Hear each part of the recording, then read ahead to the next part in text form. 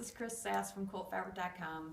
I'm going to show you a very simple, fun quilt you can make out of one of these layer cakes. We sell a lot of these layer cakes in our store, and we see a lot of people looking at them, but they don't know what to do with them.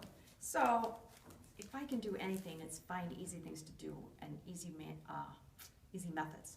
So I've got a very easy quilt that you can make with a layer cake. Layer cakes are the 10-inch squares. There's generally 42 of them. This particular one's called S'more Love by Moda. So you open up your layer cake. You find a couple of squares that you think have decent contrast. Actually, I forgot to tell you, this is the one we're making. This is called crisscross, and for obvious reasons. Okay? So you just want to have contrast between them. Whoops, stay up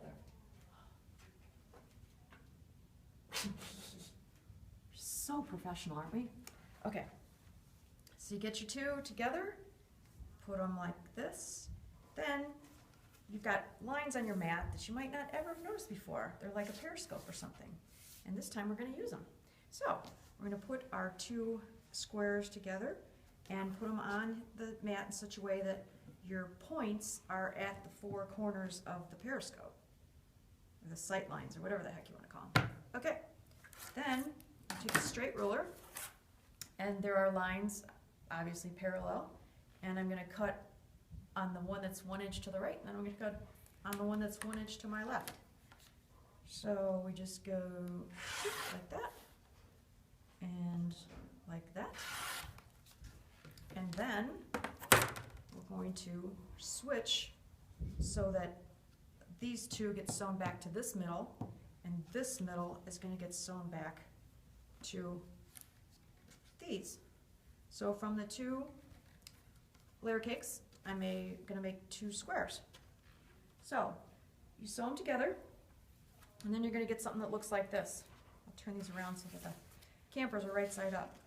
So because the seam allowance gets taken up in here a little bit, you've got this extra hanging out, so it's not a square anymore. So in order to make it a square again, you just take a square ruler, doesn't matter what size, put it on here, and all I'm doing is lining up an edge here and the other edge there, and I want to cut off this little extra tip of square here. And I've got this really nice rotating mat that I can do that with. So now I've got little straps, and as Eleanor Burns would do, a little tribute to her. And then I'm going to slide this down this way and cut off the other corner. And I think I'll turn this way, cut that off, and now I've got a block already.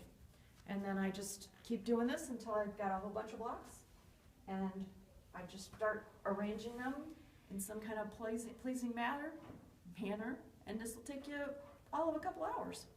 Thanks.